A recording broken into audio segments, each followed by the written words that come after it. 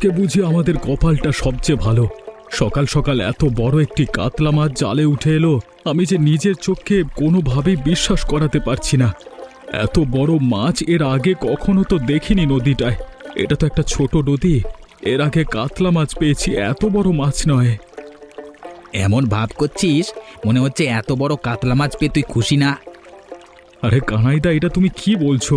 এত বড় কাতলা মাছ আমি জীবনে এর আগে কখনো ধরিনি আর দেখিও নি। সেই জন্য আমি প্রচন্ড খুশি। মন চাচ্ছে এখন আমি একটা এক্ষুনি নাচা শুরু করি, ডিকিচিকি ডিকিচিকি। এখানে নিচে কোনো লাভ নেই, তাড়াতাড়ি মাছটা নিয়ে বাজারে ওঠাতে হবে। এ মাছ অনেক দামে বিক্রি করতে পারবো আমরা। তা তুমি একদম ঠিক কথা বলেছ। অনেক দাম দিয়ে এই মাছটা কেউ না কেউ কিনে নিয়ে যাবে। আমাদের ভাগ্যটা আসলে আজকে অনেক ভালো। তবে মাছটা দেখে কেমন যেন নদীর মাছ মনে হচ্ছে না? তুই যে আজকাল কি কথা বলিস, তোর কথা আমি কিছুতেই বুঝতে পারি না। হ্যাঁ, মাছ মাত্র নদী থেকে তুললাম, তুই বলছিস নদীর মাছ নয়? নদীর মাছ তো জীবিত থাকে, এ মাছটা মনে হচ্ছে মরে গেছে। মাছের রংটাও যেন কেমন। তোর এই আজগুবি কথা বন্ধ করবি? জালে মাছ আটকা পড়লে অবশ্যই মারা যাবে। এত কথা না বলে তাড়াতাড়ি নৌকাটা চালা, মাছটা হাটে তুলতে হবে।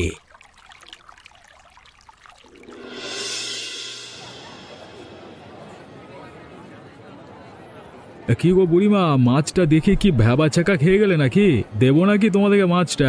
তুলে নিয়ে যাবে নাকি? এত বড় মাছ দেখে আসলেই টাসকি খেয়ে গেছি। কি করে এত বড় মাছটা তোরা নদীতে পেলি সেটাই তো বুঝতে পারছি না রে। মাছটা যদি জীবিত থাকতো তাহলে আরও তাজা লাগতো।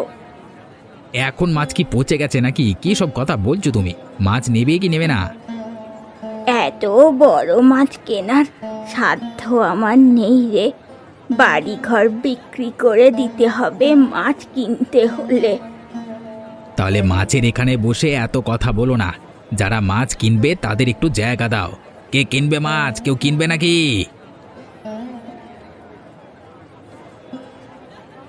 গ্রাম জুড়ে এই মাছটির কথা ছড়িয়ে পড়েছে, সেই জন্য আমি ছুটে আসলাম। এই সরো সরো, তোমরা আমাকে একটু জায়গা দাও তো, আমি একটু মাছটি ভালো করে দেখি। দেখুন বাবু দেখুন, আপনি ছাড়া এই মাছ কিনবার সাধ্য কারোরই নেই। দেখুন কিনতে পারবেন কিনা। নিতাই বাবু কিনতে পারবে কিনা আমি সেটা নিয়ে সন্দেহ করছি। পরে কিনা কেটে বিক্রি করতে হয়। তোমরা হয়তো আমাকে চিনতে ভুল করেছো। গ্রামের মোড়ল আমি। মাছ কিনতে পারবো না? কত টাকা দাম চাচ্ছিলিস বল? মাছ এখনই নিয়ে যাব বাড়িতে। তেমন একটা বেশি চাচ্ছি না, 20,000 টাকা দেন তাহলেই হবে। মাত্র 20,000 টাকা? আমি তো ভেবেছিলাম আরও দাম চাইবি। যাই হোক, মাছটা আমাকে দিয়ে দাও, টাকা নিয়ে নাও।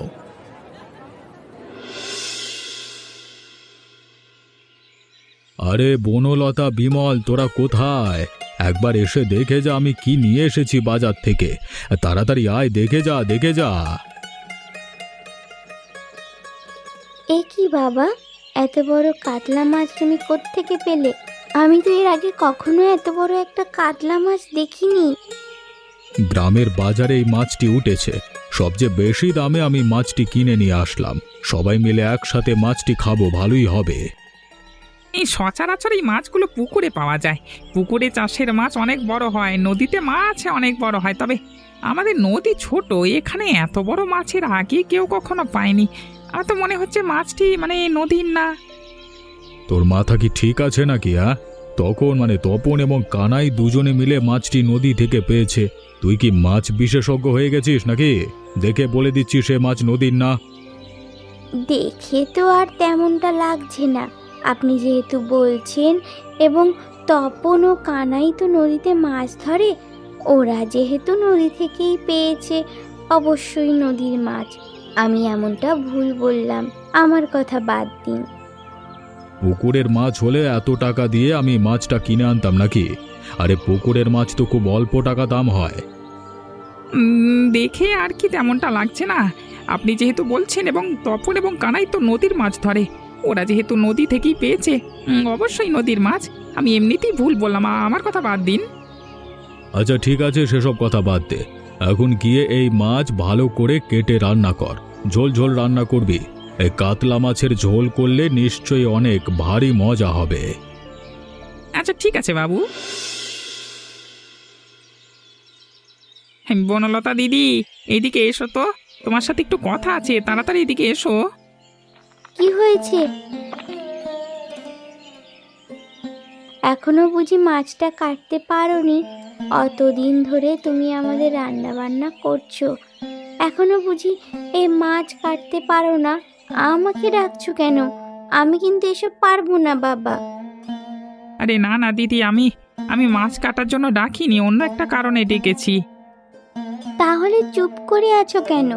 কেন ডাকছো সেটাই তো বলো। মাছটা দেখে আমার কেমন একটা সন্দেহ লাগছে, সেই জন্যই আপনাকে ডেকেছি। একটু আগে বাবার ওখানে তুমি মাছটাকে নিয়ে সন্দেহ করলে, এখন আবার আমাকে ডাকছো। কত করে বলেছি এসব কিছুই নয়, তুমি একটু ভালোভাবে মাছটা রান্না করো তো। বাবা যেমনটা বলেছে তেমনটা করো। তার জন্য আপনাকে ডাকিনি, অন্য একটা ঘটনা হয়েছে। মাছের মাথা কাটতেই কেমন যেন কিছু মাংস মানে মাছের পেট থেকে বেরিয়ে এলো। মাছটা কেমন একটা বাজে দুর্গন্ধ ছড়াচ্ছে, আপনি টের পাচ্ছেন না? সেটা তো আমি ভালোভাবে বুঝতে পারছি। নদীর মাছ কত কিছু খায়, পচা জিনিস খায়, হয়তো কোনো মাছও খেয়েছে, সেই সবই পচে দুর্গন্ধ ছড়াচ্ছে। সেসব নিয়ে তোমাকে কিছু ভাবতে হবে না, তুমি ভালোভাবে মাছটা কেটে ঝোল ভাবে রান্না করো। আমাকে আর ডাকবে না, আমি গেলাম।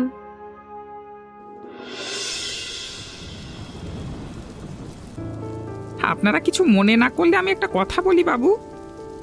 আচ্ছা ঠিক আছে, বলো। আমি বলি কি, এই মাছটা আপনারা খাবেন না।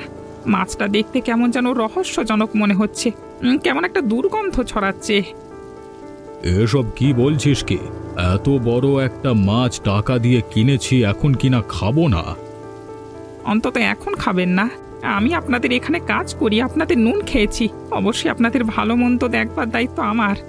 রামনাথ বাবু আসুক, তিনি মাছ খান, আপনারা একদিন পরে খাবেন, তখন বুঝতে পারবো মাছের কোনো সমস্যা আছে কিনা। দয়া করে আমার এই কথাটি রাখুন।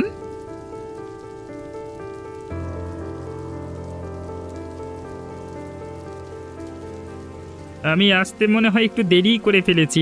আপনারা কি খেয়ে ফেলেছেন নাকি? আপনার আসা দেরি দেখে বাবুরা খেয়ে ফেলেছেন, এমনিতেই বিকেল হয়ে গেছে। মাছ রান্না করতে করতে আপনি বসুন, দেখুন মাছটি কেমন হয়েছে খেতে। ওদিকটায় কাজ সেরে আস্তে আস্তে অনেকটা দেরি হয়ে গেল। যাই হোক, আপনারা খেয়ে ভালোই করেছেন, আমার জন্য অপেক্ষা করলে আপনাদের আরও দেরি হয়ে যেত। আমি সময় মতো আসতে পারিনি। আপনারা তো ঘরের মধ্যে আছেন, বাইরে যে বৃষ্টি নেমেছে সেটা খেয়াল করেছেন? কি বলছেন কি? বাইরে আবার বৃষ্টি হচ্ছে নাকি? হ্যাঁ হ্যাঁ, বাইরে অনেক বৃষ্টি হচ্ছে। এমন করে হঠাৎ করে বৃষ্টি নামলো। যাই হোক, ভালোই হয়েছে। হঠাৎ বৃষ্টিতে কাতলা মাছের এই ঝোল খেতে ভারী মজার হবে। দাও দাও বিমল, আমার প্লেটে কাতলা মাছ তুলে দাও, খেয়ে দেখি তোমার রান্না কেমন হয়েছে। আগে ঠিক আছে, দাঁড়ান, আমি আপনাকে কাতলা মাছ তুলে দিচ্ছি, আপনি যতটা পারেন খেয়ে নিন।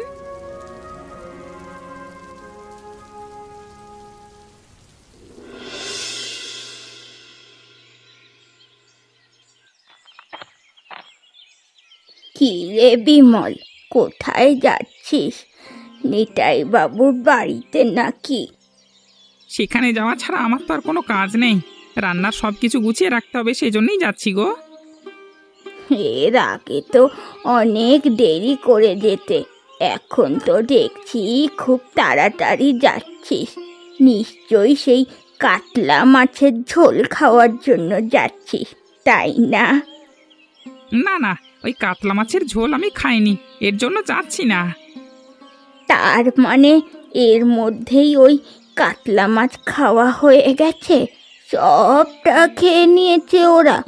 আমি তো আরো ভাবছিলাম সেখানে গিয়ে নিতাই বাবুকে বলবো আমাকে 2 টুকরো মাছ দেওয়ার জন্য, খেতে বড় ইচ্ছা করছে। সেখানকার কেউ কাতলা মাছ খায়নি, কাউকে আমি খেতে দিইনি। কাতলা মাছটা কেমন যেন একটা অবাক করা ব্যাপার রয়েছে। মাছটা কাটতে মানুষের রক্তের মতো বেরিয়ে এসেছে এবং মাছের পেটের